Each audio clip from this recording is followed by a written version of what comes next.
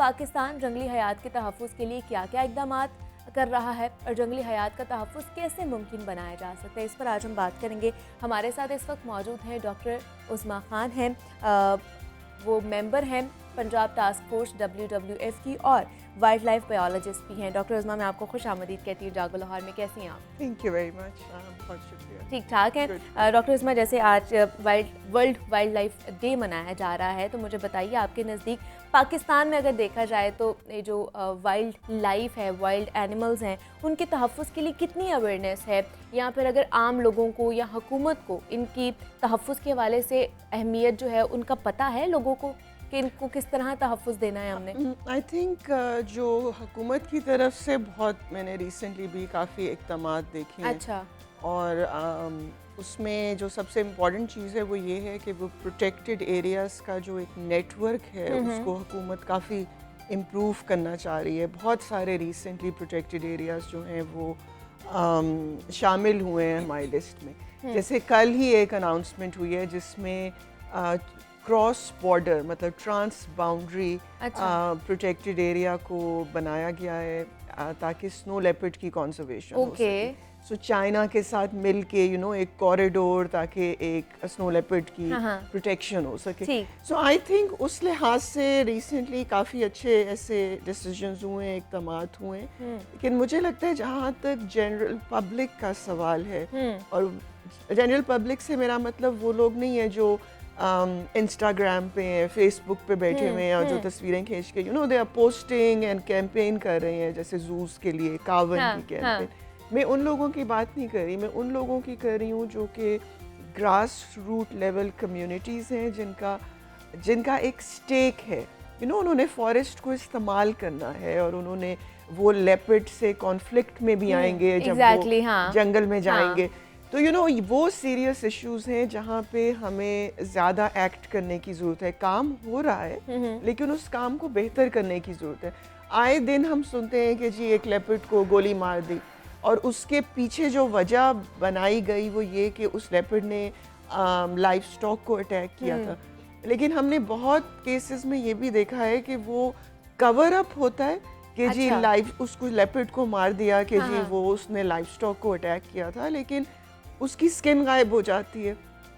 तो illegal trade एक network भी है जो कि आपने अक़वाम मुत्तहिदा की मिसाल दी है कि उन्होंने वाइल्ड लाइफ डे को डिक्लेयर किया है। तो वो इसलिए भी शुरू में जब किया गया था 2013 में, उसकी बुनियादी वजह इलीगल वाइल्ड लाइफ ट्रेड थी। ठीक है। तो पाकिस्तान से बहुत सारे ऐसे एनिमल्स हैं जिनकी इलीगल वाइल्ड लाइफ ट्रेड होती है, और कुछ विद इन द कंट्री होती है और कुछ जैसे कछुए हैं, जैसे पेंगुलिन है, उसकी जो है स्केल्स की पाकिस्तान से बाहर भी तजारत होती है, जो कि बहुत मतलब एक सीरियस इशू है।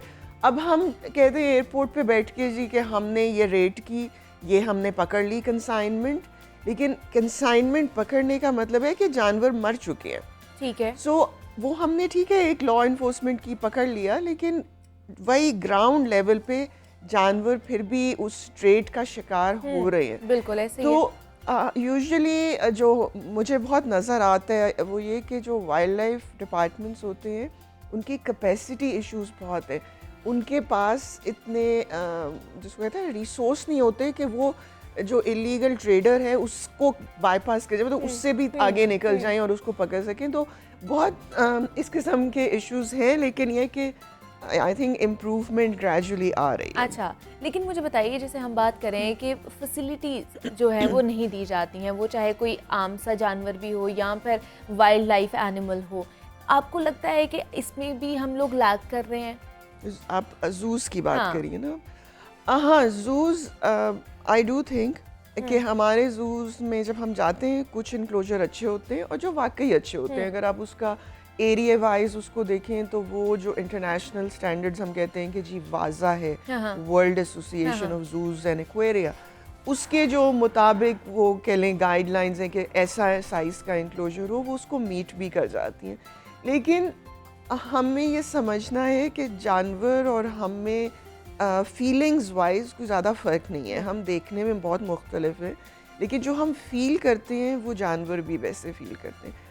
अब जूस में जानवर बोर भी होते हैं और वो बोर होके वो अक्सर जिसको कहते हैं ना सेल्फ इन्फ्लिक्टिंग उनके एबनॉर्मल बिहेवियर्स होते अच्छा। हैं। वो बंदर अपने बाल खींचने लग जाएगा। ओके। अगर वो टाइगर है वो वो भी बोर्डम में बहुत सी इस किस्म की चीज़ें करते हैं कि वो इतना अपने आप को लिक करते हैं कि वो वहाँ से बाल उतार देते हैं। Okay. So these are abnormal behaviours जिसमें से कुछ हम पाकिस्तान के जूस में भी मैंने देखे। बहुत ज़्यादा पेसिंग हो रही है, वो इतनी पेसिंग हो रही है कि वो एक फिगर ऑफ 8 जिसको कहते हैं ना वो जानवर बना रहा होता है। ओके। तो ये टिपिकल निशानी है कि जानवर is not happy in the enclosure, it's either board या फिर उसके ऊपर स्ट्रेस है या उसको लोग तंग कर रहे हैं या कुछ भी है। तो वो इम्प्रूवमेंट की बहुत ज़रूरत है और जब भी मुझे मौका मिलता है मैं ये कहती हूँ कि पाकिस्तान को एक जूस के स्टैंडर्ड की ज़रूरत है जो कि अनफॉर्चुनेटली अभी तक नहीं बन सके। हालांकि इतनी कैंपेनिंग होती है जूस के और जूस का फ़ायदा भी बहुत है। हम कैंपेन करके आई थिंक मिसगाइडेड होते हैं जब हम कहते हैं कि जूस को बंद कर देना चाहिए। बंद करना is not a solution, improve करना is a more challenging task जिसको हमें उसके लिए कैंपेन करनी चाहिए कि हम अपने जूस को इम्प्रूव करें। आपने पहली दफ़ा टाइगर जब देखा होगा कहाँ देखा होगा? जू में देखा होगा। एग्जैक्टली। उसका आपको बहुत इम्पैक्ट रहता है और आप आप बहुत सीख सकते हैं और आगे पाकिस्तान के जानवरों को बचाने में आप एक हेल्प कर सकते हैं। लेकिन मुझे डॉक्टर उस्मा ये बताएं कि मतलब जो वाइल्ड एनिमल्स हैं उनको जू में रखना ठीक चीज़ है, उनके लिए अलग से हमें खुली जगह जो उनको चाहिए है अपनी नशोनुमा के लिए, अपनी सेहत के लिए, कि उनको जंगल प्रोवाइड किया जाए जहाँ पर बड़ी स्पेस हो? अब देखिए, let me give you example of कावन। आपने उसको किया, कावन एक जू एनिमल था।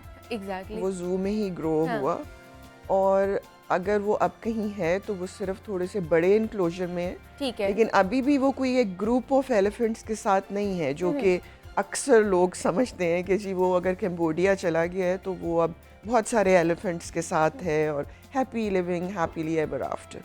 ये बात नहीं है। ओके। सो अब मुझे लगता है कि जो जू एनिमल्स होते हैं वो काफ़ी वो अक्सर जू बॉर्न होते हैं, they are adapted to live in a zoo. तो वो ठीक होते हैं अगर आप उनको ठीक फैसिलिटीज़ प्रोवाइड करें। अगर आप उसकी टांगें बांध के उसको जू में रखेंगे जैसे कावन का केस था तो ऑब्वियसली क्रिटिसिज्म होगा और राइटली सो।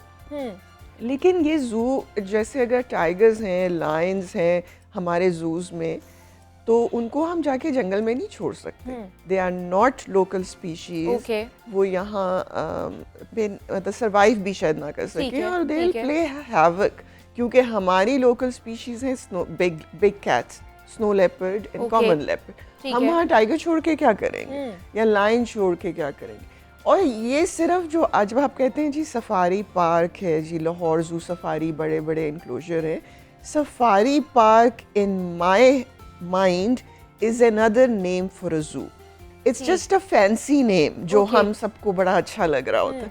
लेकिन ये कि सफारी पार्क का ठीक है कॉन्सेप्ट है कि यू हैव बिगर इनक्लोजर्स जो जनरली हम समझते हैं, लेकिन वो भी एक जू ही है, वो भी एक कैप्टिव फैसिलिटी है, उसमें भी जानवर बोर हो सकते हैं। Bigger size of enclosure does not mean that animal is happier. ठीक है। तो और वो commonly लोग यही समझते हैं, बड़ा enclosure ज़्यादा खुशी। बड़े घर का मतलब ये नहीं है कि आप ज़्यादा खुश हो जाएंगी। खुशी बहुत और चीज़ों से आती है। It's same like animals. Think कि animals हमारी तरह के ही हैं, सिर्फ looks different है। ठीक है। तो क्या मज़ीद नेशनल पार्क्स, हमें बड़े बड़े नेशनल पार्क्स बनाने की ज़रूरत है अभी भी पाकिस्तान में? आई थिंक हमारे पास अब अच्छे नेशनल पार्क्स हैं। अच्छा। जो मुझे अब गैप नज़र आता है वो ये कि हमारे नेशनल पार्क्स के प्रॉपर मैनेजमेंट स्टैंडर्ड्स होने चाहिए, उसके मैनेजमेंट प्लान्स होने चाहिए। अब मैंने डॉल्फिन्स पे बहुत ज़्यादा काम किया। Okay. River dolphin like Indus dolphin. अब हमारा एक 190 किलोमीटर का प्रोटेक्टेड एरिया है सिंध में, गुडू और सक्खर बैराज के दरमियान।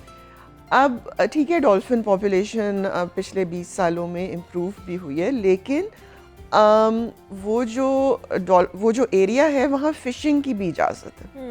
फिशिंग नेट्स में डॉल्फिन मरती हैं, हमें बस पता नहीं चलता और वो उसको फिर छुपा देते हैं या क्योंकि लोगों को पता है कि इलीगल है डॉल्फिन को मारना।